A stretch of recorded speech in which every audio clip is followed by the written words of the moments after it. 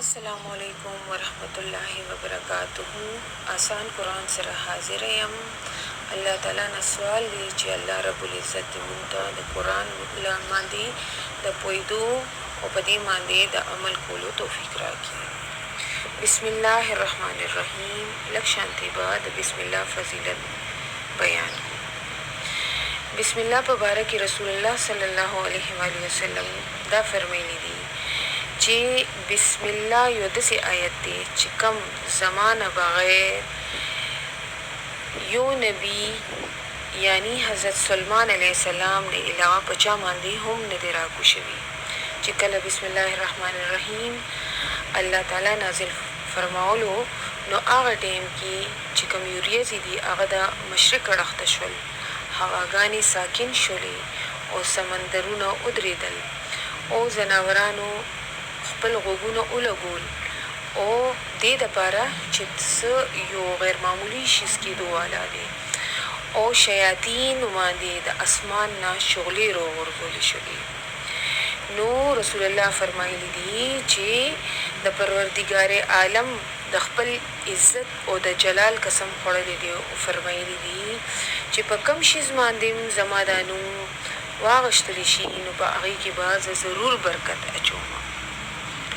نو بسم الله الرحمن الرحیم نه صرف د قرآن مجید د تلاوت په ټیم کې د دې اهتمام کول پکار دي بلکې وضو په ټیم کې په سوارې باندې کېناستو باندې د کور نه ننوتو د کور نه راوتو ټوټې خوړلو هر کار په آغاز کې د بسم الله اهتمام کول پکار دي. ظاهر ده چې موږ په دې جهان کې په هر شیز کې د الله برکت پکار دي تر دې پورې چې وی ښځې سره د ملاوېدو په ټیم کې د بسم الله اهتمام کول پکار دي. الله تعالی دې موږ له تمام مسلمانانو سره د بسم الله ویلو توفیق عطا کړي. بسم الله الرحمن الرحیم. شروع کوم په نامه د الله. بسم اسم نوته دي. شروع کوم په نامه د الله چې کوم رحمان دی او رحیم دی. عام طور باندې د دې ترجمه چې کیږي الرحمن الرحیم، عام مهربان خاص مهربان.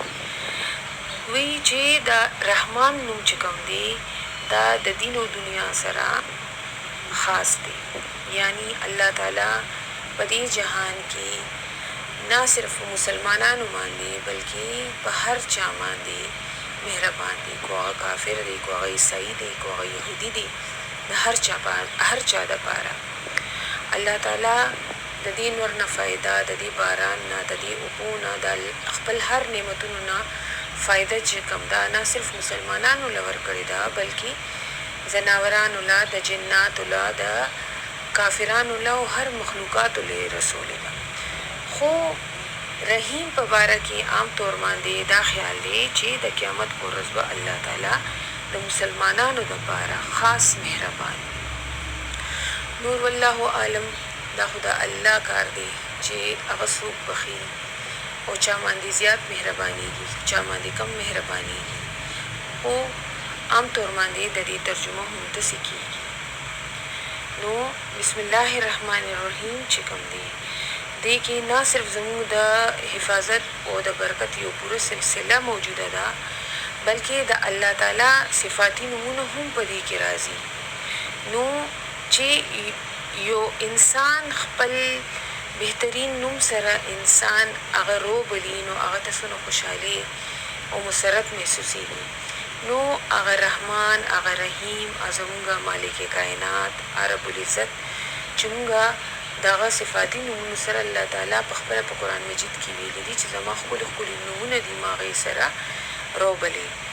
نو چې هغې سره موږ د الله تعالی د صفاتي نومونو سره او د عقب کې د الله خپل نوم چې کوم کې هر قسم خواص شامل دي، خوبیانې، دا به موږ چېرته بل نشست کې ډسکس کوو.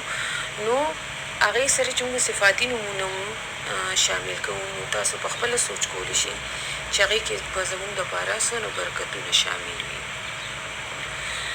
نو الله تعالی دې موږ د دې د اهتمام کولو توفیق راکړي. مخکې الحمدلله رب العالمین، تمام تعریفونه د الله دپاره دي چې کوم رب عالمین دی. رب عالمین کې د دې مراد هر قسم مخلوقات چې کوم الله تعالی په دې جهان کې را پیدا کړی دي، یعنی ملائکی دي، جنات دي، هر قسم کو په وو کې دي، زمکه کې دي، د زمکه نه لاندې دي، اسمانونو کې دي، هغه رب العالمین دی، د تمام جهانونو رب. نو ټول تعریفونه هغه د پاره دي چې کوم رب دی د تمام جهانونو، تمام مخلوقاتو. عام طور باندې چې مونږ د یو شیز باندې شکر ادا کوو نو مونږ دا الفاظ استعمالو الحمدلله، یعنی تمام تعریف الله د پاره دی. چې مونږ تاسو څه کمپلیمنٹ راکړي یا زموږ څه تعریف وکړي نو په جواب کې مونږ ته دا ښودلی شوي دي چې وایي الحمدلله.